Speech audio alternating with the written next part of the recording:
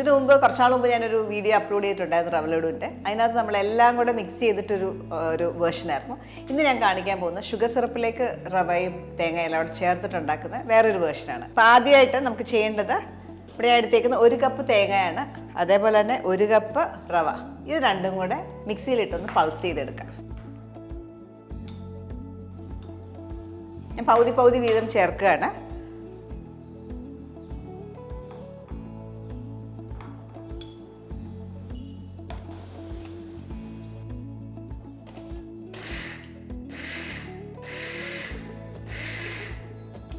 ഒരു 4 പ്രാവശ്യം പൾസ് ചെയ്തെടുത്തു. നമുക്ക് ഈ ബോളിലേക്ക് ഇടും. ഈ ഒരു പരുവത്തിൽ കിട്ടി. നമുക്ക് ആ റവ ഒന്ന് നനഞ്ഞ് കിട്ടി. തേങ്ങയുടെ പീരയെല്ലാം ഒരേ ഒരു വലുപ്പത്തിൽ കിട്ടും.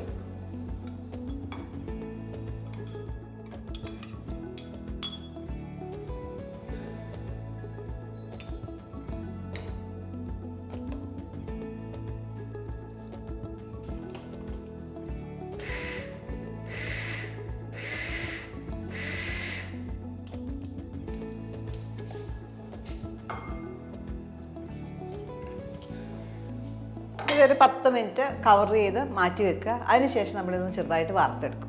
അത് നമ്മൾ റെസ്റ്റ് ചെയ്യുന്ന ടൈമിൽ നമുക്ക് ഈ ഒരു പാനിൽ കുറച്ച് ഷുഗർ, ഞാൻ ഇവിടെ എടുത്ത് വെച്ചേക്കുന്നത് 3/4 കപ്പ് ഷുഗറാണ്. 3/4 തൊട്ട് നല്ല മധുരം വേണ്ടവർക്ക് 1 കപ്പ് വരെ തന്നെ ഷുഗർ ചേർക്കാം. 3/4 കപ്പ് ഷുഗറും ആ ഷുഗർ എത്ര എടുത്ത് അതിൻ്റെ നേരെ പകുതി വെള്ളം കൂടെ ചേർത്ത് നലിയാനായിട്ട് വെക്കാം.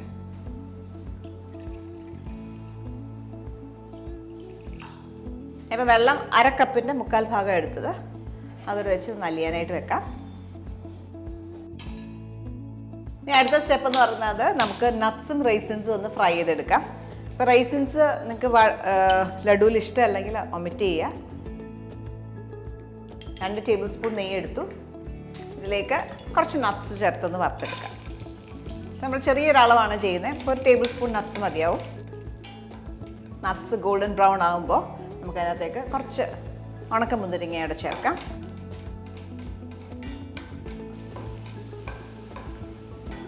ഇത് വറുത്തത് മാറ്റിയെടുക്കാം.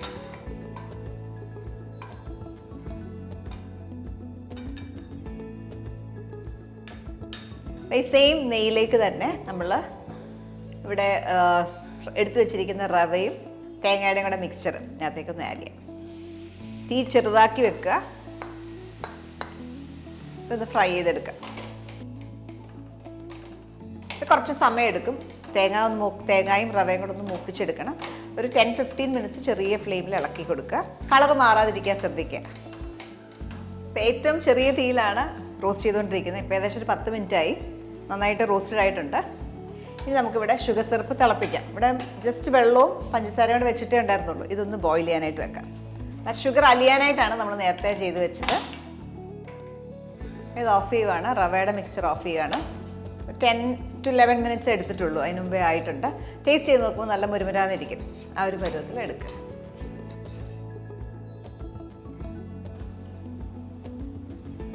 നമ്മൾ പഞ്ചസാരയും വെള്ളം കൂടെ വെച്ചേക്കായിരുന്നല്ലോ. ഇത് തിളയ്ക്കാൻ തുടങ്ങി. തിളയ്ക്കുമ്പോഴത്തേക്ക് ഓഫ് ചെയ്യുക. കുരുന്നൂൽ പരുവ് ആവേണ്ട ആവശ്യമില്ല. ഈ ഒരു സ്റ്റേജിൽ നല്ലൊരു തിള വന്ന് കഴിയുമ്പോൾ ഓഫ് ചെയ്യുക. ഓഫ് ചെയ്ത ശേഷം അതിലേക്ക് ഏലക്കാപ്പൊടി 3/4 ടീസ്പൂൺ ചേർക്കുകയാണ്. അതേപോലെ തന്നെ കുറച്ച് ഉപ്പ്, ഒരു 1/8 ടീസ്പൂൺ ഉപ്പ് ചേർത്തു. ഇതൊന്ന് മിക്സ് ചെയ്ത ശേഷം ഇതിലേക്ക് ഈ റവയുടെ മിക്സ്ചർ ആഡ് ചെയ്യാം.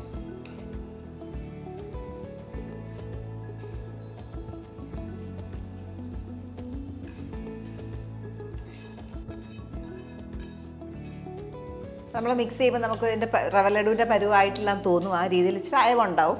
അതിരുന്നത് ഇപ്പോൾ ഇതൊക്കെ തിക്കായിക്കോളും. ഇതിൻ്റെ പരുവെന്ന് പറഞ്ഞാൽ ഇതിൻ്റെ ചൂട് മൊത്തം പോകുമ്പോഴത്തേക്ക് നമുക്ക് ഇതിന് ഷേപ്പ് ചെയ്യാനായിട്ടുള്ള ഒരു പരുവാകും. ഇപ്പോൾ 1 നൂൽ പരുവൊക്കെ ആക്കാൻ പോയി കഴിഞ്ഞാൽ പെട്ടെന്ന് ഡ്രൈ ആയിപ്പോവും. ഒത്തിരി ഹാർഡാവും. അത് അവോയ്ഡ് ഇരിക്കും തോറും ഡ്രൈ ആവും. ഈ ഒരു പരുവത്തിനെടുത്ത് നല്ല സോഫ്റ്റായിട്ട് തന്നെ ഇരിക്കും. ഇതെല്ലാം കൂടെ നന്നായിട്ടൊന്ന് മിക്സ് ചെയ്ത ശേഷം നമുക്കിത് 10 to 15 മിനിറ്റ്സ് അടച്ചു വെക്കാം. അപ്പോൾ നമ്മൾ നോക്കുന്നത് ഇതിൻ്റെ ചൂട് മൊത്തം പോകണം. അതുവരെ വെയിറ്റ് ചെയ്യുക. നമ്മളൊരു 15 മിനിറ്റോളം അടച്ചു വെച്ചേക്കായിരുന്നു. ചെക്ക് ചെയ്യാം. നമുക്ക് ഷേപ്പ് ചെയ്യാനുള്ള പരുവായി. നമുക്കിതിനകത്തേക്ക് വറുത്ത് വെച്ചേക്കുന്ന നട്ട്സും റൈസിൻസും ഇതിനകത്തേക്ക് ചേർക്കാം. നട്ട്സ് പൊടിയായിട്ട് അരിഞ്ഞിട്ട് ചേർക്കുന്നത് നല്ലത്. അല്ലെങ്കിൽ നമ്മൾ ഉണ്ട പിടിച്ചിട്ട് അതിൻ്റെ പുറത്ത് പിടിക്കാനാണെങ്കിൽ ഇതേപോലെ ഒരു ഹാഫ് നട്ടായിട്ട് വെക്കാം. അകത്തിടാനാണെങ്കിൽ ഒന്ന് ബ്രേക്ക് ചെയ്തിട്ട് ഇടുക നല്ലത്.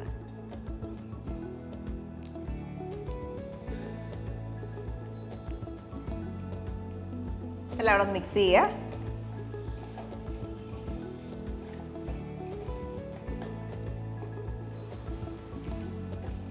ഷേപ്പ് ചെയ്യാം. ഞാൻ ഈ ഒരു സൈസിലാണ് പിടിക്കുന്നത്.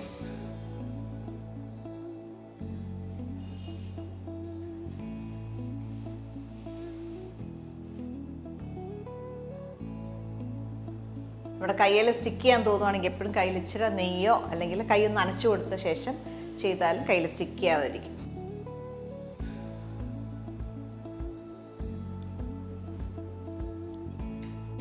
കയ്യിൽ ഇച്ചിരി നെയ്യ് തൂത്തിട്ടാണെങ്കിൽ ഒട്ടും ഒട്ടാണ്ടിരിക്കും കയ്യിൽ.